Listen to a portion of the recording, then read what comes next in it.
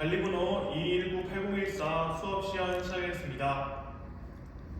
네, 선생님과 함께 역사를 보다 재밌고 역사를 보다 깊게 역사의 흐름을 찬찬히 살펴보는 찬생과 함께하는 역사 수업이 돌아왔습니다. 오늘 재밌게 찬생과 역사 여행 떠나보도록 하겠습니다. 오늘의 역사 여행지는 바로 유신체제에 휩싸여 있었던 우리나라 종로 그리고 대한민국 서울입니다.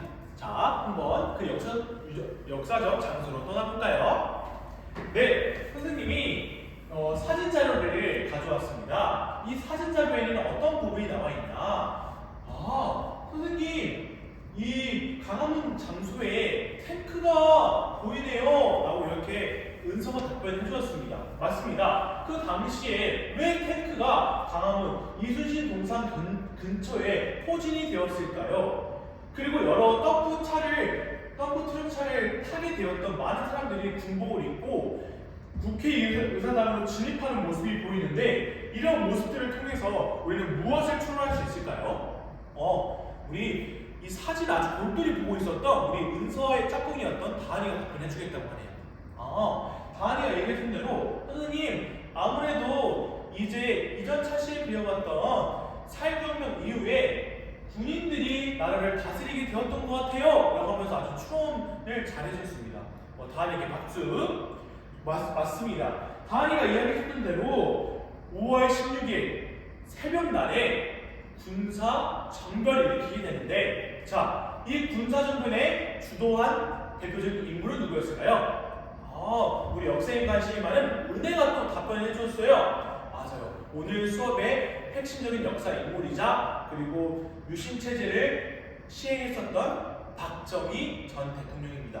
그렇다면 박정희 전 대통령이 유신체제를 왜 시행했었고 그 시행하는 전개 과정과 그리고 결국에는 민주화 운동으로 기별이 촉발되는 그 과정 속에 오늘은 수업을 2차시로 진행해 보도록 할 건데, 오늘 수업에서는 유신체제와 반독재 민주화 운동으로 살펴보도록 하겠습니다. 그렇다면 선생님과 함께 학습목표 1, 2번 읽어보도록 하겠습니다. 학습목표 1, 2번 유신체제의 특징을 파악하고 그 문제점을 짝과 함께 비판할 수 있다. 자, 두 번째 학습목표 읽어볼까요?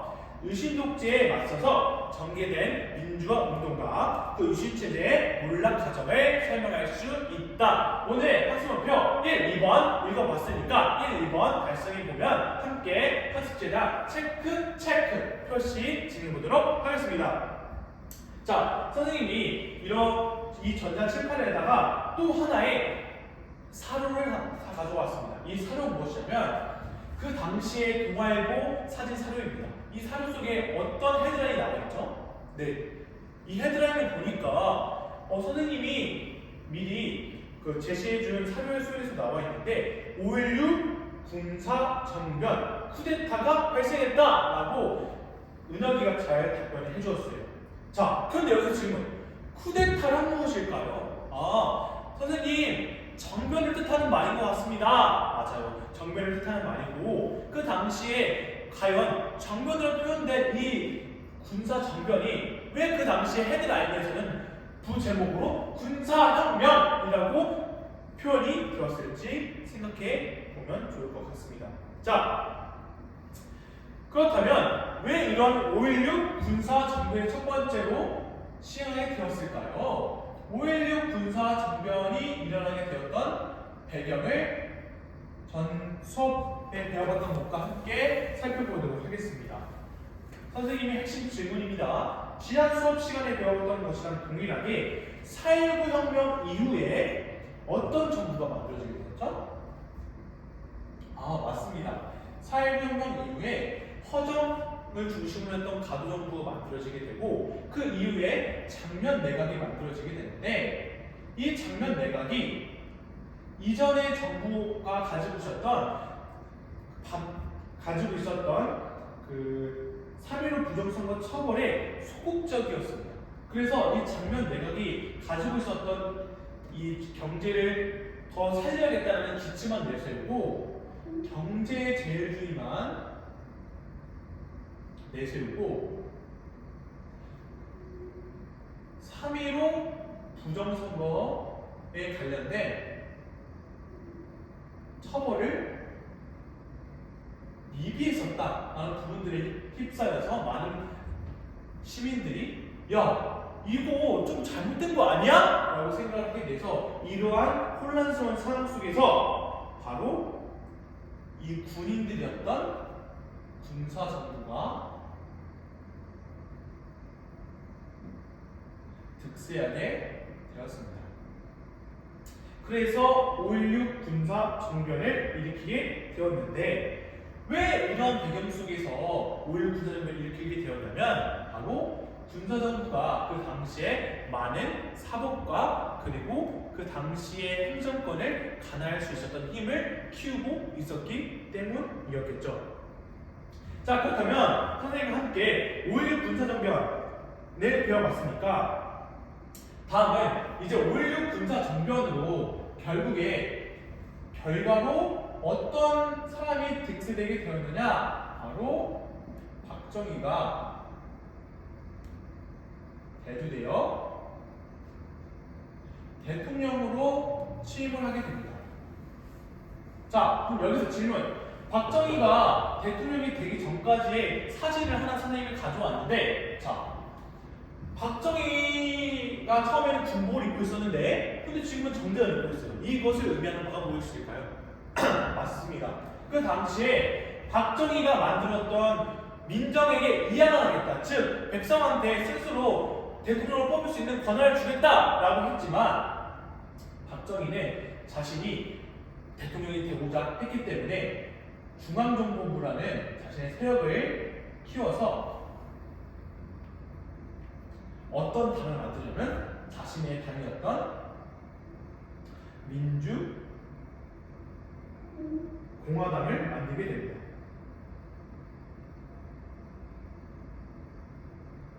당을 창설하게 되죠. 그래서 이 민주공화당에서 자신의 당의 이름으로 해서 박정희가 대통령에 취임하게 되었다. 근데 여기서 질문. 그 전에 있었던 대통령이 있었잖아요, 선생님. 맞습니다. 그 전에 대통령은 바로 윤보선 대통령이었는데 윤보선 대통령을 간발의 차이로 이기고 이런 민주공화당에서 약속을 지키지 않고 박정희가 대통령으로 되게 되었다라는 부분입니다. 그런데 선생님이 사료를 가져왔는데 이 사료는 혁명 공약의 사료입니다. 이 혁명 공약의 사료에는 어떤 부분의 특징이 나왔죠? 이 사료를 살펴보면 박정희가 5.16 군사 정변이 아니라 혁명이다. 난 혁명을 일으킨 거야. 난 혁명가야. 하면서 자신의 혁명을 뒷받침하기 위해 혁명을 공약을 내셨는데 이 혁명 보상을 보면은 첫 번째 내용으로서는 방공을 제1의 국시로 한다라는 부분이 보이죠. 그러니까 방공 민족주의를 내세우게 되었고 그 다음에 그 전에 경제 제일주의를 했으나 장면 정부가 내세웠던 것들이 다 실현되지 않았기 때문에 농어촌들이 많이 피폐해졌을 때 그때 농어촌 고리체를 탕감하게 됩니다. 이러한 공약들을 결국 다 이루어졌는지 한번 다음 수업 시간에 살펴보도록 하겠습니다. 자, 그렇다면 이러한 군사정부와 혁명 공약을 통해서 진행되었던 박정희가 자신이 중앙정보부의 힘을 키워가지고 모든 대한민국 전국을 다스리게 됩니다. 그런데 이제는 정치를 다스리게 되었으니까 경제를 다스려야겠죠. 이 경제를 다스리기 위해서 두 번째로 무엇을 하냐면 바로 박정희의 경제 정책으로 두 가지의 사건을 벌이게 됩니다. 하나로는 김종필과 오이라와 만났던 것이었는데요. 이 김종필 오이라 메모를 통해서 살펴볼 수 있듯이 김종필이라는 중앙정부 부장이라는 사람이 그 당시에 외무상이었던 오이라와 함께 힘을 합쳐서 우리나라에 돈을 대어줘 라고 해서 6억이라는 엄청난 차관을 가지게 돼서 경제를 성장하려고 시작하였습니다. 하지만 이거에 휩싸여서 김종필 오이라 각서에 반대했던 사람들이 바로 이런 한일 기본 조약을 체결하게 되는데, 이런 한일 기본 조약은 굴욕적 외교다. 한일 간에 어떻게 저렇게 일본한테 굽실거릴 수 있느냐. 그래서 한일 구족 외교를 반대한다라고 이야기를 하게 되었습니다. 그리고 다음으로는 경제 정책으로 또 무엇을 시도하게 되냐? 베트남으로 파견하게 되죠. 우리나라의 군인을 베트남 전쟁에 참여하게 되면서 그 당시에 미국의 대통령이었던 케네디가 우리들의 힘만으로 부족하니까 너희들이 군사를 지원해줘. 그러면 너희들한테 돈을 줄게. 라고 해서 미국의 차관까지 얻게 되죠. 이러한 경제정책과 혁명공화를 통해서 자신의 군사 정면을 혁명으로 일구게 되고, 자신의 성공적인 이런 경제정책을 시작으로 이제는 유신체제로 휩싸이게 됩니다. 결국 이러한 베트남 체제에 휩싸여서 나타났던 각서가 있었는데, 그 각서가 무엇이냐? 바로 브라운 각서로 내가 너희들의 경쟁을 책임져 줄게. 그 대신 너희들이 베트남 전쟁에서 우리 나라와 함께 같이 싸워줘! 라고 이야기를 했던 게 바로 베트남 전쟁의 브라운 각서라고 할 수 있겠습니다. 그렇다면 다음은 선생님과 함께 남산의 부장들이라는 영상 클립을 선생님이 가져왔는데, 오늘은 블록타임즈의 시간이기 때문에 오늘 이 수업을 마치고 이제 바로 유신체제에 대해서 배워보도록 하겠습니다. 네, 오늘 수업 시간에 10분 동안 잘 지냈었죠? 10분 동안 잘 쉬고 왔죠? 그럼 이제 영상 클립을 보도록 할게요. 오늘의 영상 클립은 메이드 인 코리아와 그 다음에 남산의 부장들이라는 영화를 선생님이 짧게 가져왔습니다. 자, 보도록 할게요. 띡! 아, 네, 잘 보고 왔죠? 이 부분에서 어떤 부분이 나와 있냐면, 맞습니다. 아, 왜 김재규가 박정희를 속에 태웠을까요? 하면서 선생님이 수업을 진행해 보도록 할게요. 여기서 우리가 알아야 되는 것이 무엇이냐? 유신체제가 어떻게 수립했는지에 대해서 알아야 돼요. 자, 유신체제가 수립하게 되었다. 유신체제가 수립하게 되었는데, 첫 번째 유신체제가 수립되었던 배경으로는 박정희 정권이 이런 경제정책이 있었지만 많은 불만들이 있었어요. 왜냐? 너네 한일 구족 외교잖아. 난 이거 받을 수 없어. 이런 민심도 있었고, 베트남전에서 많은 사람들이 죽었기 때문이었겠죠. 그래서 그 당시에 박정희 정권이 위기에 있게 됩니다. 근데 그 위기가 뭐냐면, 첫 번째, 대외적으로는 어떤 부분이 있었냐면 닉슨 독트린. 독트린이 뭐냐면 선언입니다. 닉슨 독트린을 통해서 냉전이 완화되었다. 냉전 체제가 완화되었으니까 이제 이 완화되었던 그 결과를 통해서 자신의 반공 제일이 이제는 그 의견이 점점 없어지게 되는 것이었죠. 그래서 어쩔 수 없이 무엇을 하게 되냐면 7.4 남북 공동성명을 발의하게 됩니다. 우리나라의 최초로 북한하고 성명서를 발표한 것이죠. 그리고 그 이후에 비상계엄령을 발효하게 되는데요. 이 비상계엄령을 통해서 자신의 유신 집권을 마련하기 위해서 뭘 만드냐면 바로 유신헌법을 만들게 됩니다. 이 유신헌법에 어떤 부분이 나와 있었냐면, 맞습니다. 통일주체 국민회의라는 초헌법적인 기구가 설치되는데요. 그리고 여기에서 자신이 장기적인 집권을 마련하게 됩니다. 장기 집권을 마련하게 되죠. 여기서 왜 초헌법적인 기구냐? 사료를 통해서 확인할 수 있는데 국회의원의 3분의 1을 참정권을 할 수 있다, 추천할 수 있다, 그 다음에 국회를 마음대로 해산할 수 있다, 그리고 법관을 마음대로 임명할 수 있다 라고 해서 입법, 사법, 행정을 다 이 통일주체 국민회의에서 했기 때문에 그 첫 번째, 두 번째 사료에 나와 있었던 그 모든 권한들을 이 통일주체 국민회의에서 이루어졌기 때문에 유신체제가 얼마나 유신헌법에 의해서 삼권 분립이 무마되었는지를 알 수 있는 것이죠. 그런데 자, 여기서 지금 이 유신체제가 수립되었을 때 백성들은, 아니 많은 민들은 가만히 있었을까요? 아니었겠죠. 그래서 바로 다음에 알아봐야 되는 게 유신에 대한 반대 운동입니다. 이 유신에 대한 반대 운동은 뭘 하게 되냐면 이제는 이 여당이었던 민주공화당이 아니라 그 당시에 민주당이었던 김대중 후보가 납치당해서 하는 사건이 벌어지게 됩니다. 왜냐? 김대중이 유신 나빠요 하면서 두 개로 많은 이야기를 전파했기 때문이었겠죠. 그래서 김대중이 납치되게 되는데요.